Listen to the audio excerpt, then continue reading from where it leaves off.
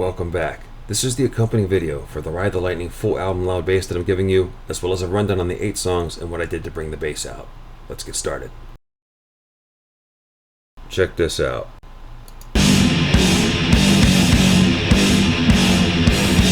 So right off the start, you can hear the bass is a lot louder than the re-remastered songs I previously gave you. I was able to get a little bit more aggressive this time around because thanks to track separation software, I didn't have songs that were missing bass tracks.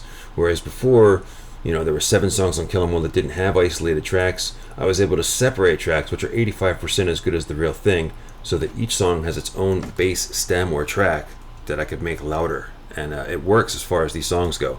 Now, Fight Fire with Fire is one of the songs that does have an isolated bass track, but it is nice to know that I can go louder than before to give you even more cliff. This song was the most insane thing I've ever done, maybe ever. The attention to detail required for this was insane. There's no other word for it. If you try and take the audio from the remastered CD, okay, and then the bass track down from YouTube, they don't line up. And it's the same length of time, still 6 minutes and 36 seconds. And it's like this for all the bass tracks off YouTube. I don't have the zip files for the DLC, for Guitar Hero. I don't know if those line up. I've never tried it. But this song had something like 200 plus splits to get it to line up because the track speeds up and slows down. It stays the same key, and they're all like this. But this song had so many splits. And it just, and I actually did more things to fix this song this time around, and again rebuilt the automation lane pretty much from the ground up to get it all at the sound level, and it's all in the name of giving you more cliff. Whereas before I used equalizers to remove the high basses from the bass track, you can still kind of hear them. But not bad considering that was just equalizers removing the high basses. Let's go up to here and let's take a look at this. I used track separation software this time around.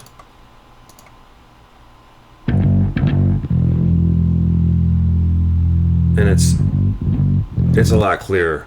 But let's take a look at the rest of the song.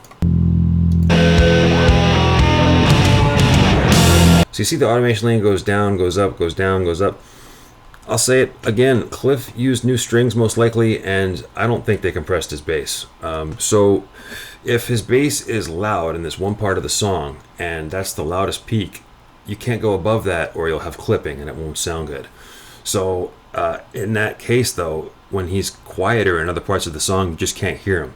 So I manually compressed the bass track to give you maximum cliff with no clipping and no invisible spots, and you can hear basically the whole bass track and from start to finish. Another automation lane, this time for noise reduction as well as elevating cliff where I didn't feel he cut through enough. I'm not going to get into what Cliff played on this song. I did a whole deep dive on this as well as the other 7 bass tracks for this album. If you care to go back and watch, please, thanks. But I am going to tell you that this time around I had a much more even keel on Cliff's volume in the mix. I was louder this time on the verses and quieter on the choruses, all in the name of keeping it balanced. And I was careful to zero in on what I wanted to automate and make sure that the notes around those notes weren't accidentally automated as well. Let's take a listen.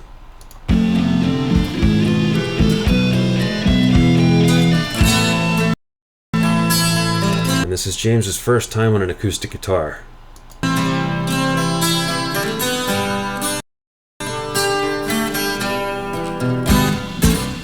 Too good. And just like before with the Kill 'Em All full album loud bass, afterwards I will be giving you track separation software generated stems of the isolated vocals, guitars, drums, and instrumentals, as well as my version of the bass only and a de-remastered version of the song, which is my bass only with my enhanced bass track and the remaster on mute. But let's take a look at Trapped Under Ice real quick. And I know that Cliff wanted to record his way, which was loose, and Fleming, James, and Lars wanted these albums to sound tight. Whether or not he was turned down, you can't really hear him on this album or on Master of Puppets. But I've put him back in that mix, and I will say that hearing Cliff in these songs only makes these songs sound even more Metallica than they already are.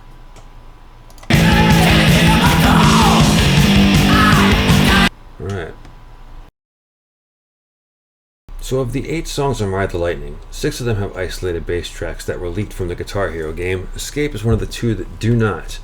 So I had to use the track separation software, and this is how that stem came out. And it's not bad.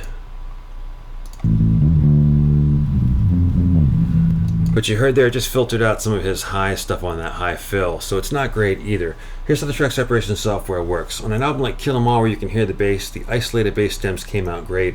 On Ride the Lightning and Master Puppets, where you can't hear the bass as well, the stems don't come out that great.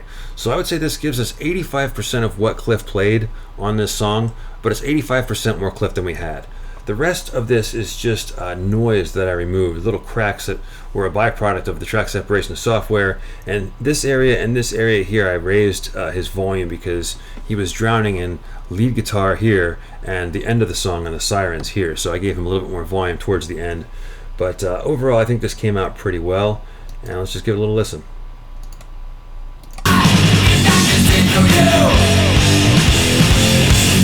All right. If Ride the Lightning was the hardest of all the Cliff-era Metallica bass tracks to split and line up with the remaster, Creeping Death definitely has to be a very close second. You can see there's a lot of splits. Most of the automation I did, though, was to elevate his high stuff. Again, I believe he used new strings. All of his low stuff is very loud and rings out, and the minute he goes high, he disappears. I'm going to just show you this part of the bass track right here so you can see what I'm talking about.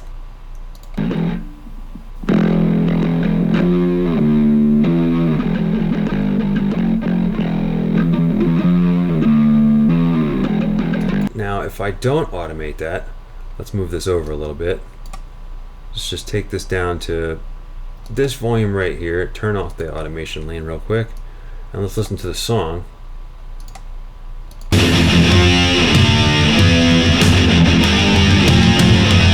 So you heard it right there. The minute he goes high, he disappears. Let's listen to it now with the automation lane on. Most notably over here. Right there.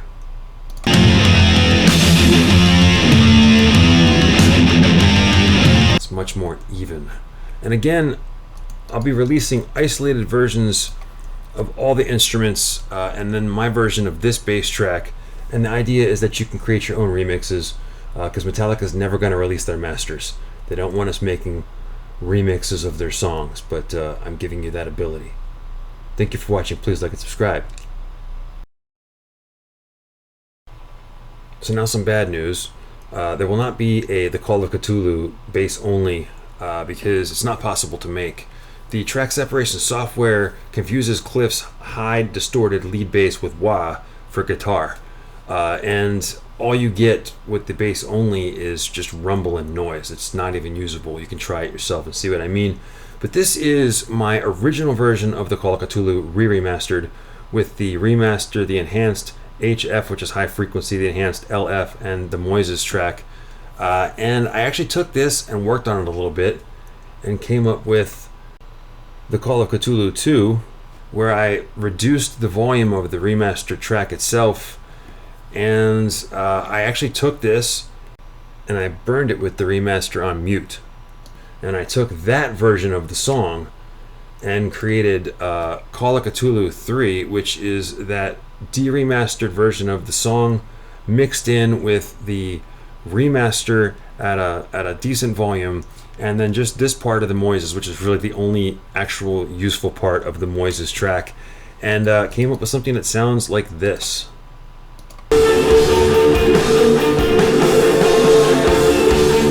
Allowing you to hear the maximum Cliff you can hear on this track. And I did a whole episode on how I used 41 equalizers for the original version, and I just basically took that and put it on steroids for this version.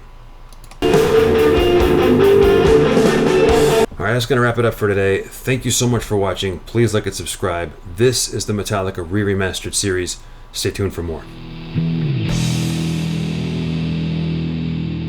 And just because we haven't done an in-album Lifeline segment brought to you by Fresh Produce in a while does not mean we stop eating our fruits and veggies. Got it?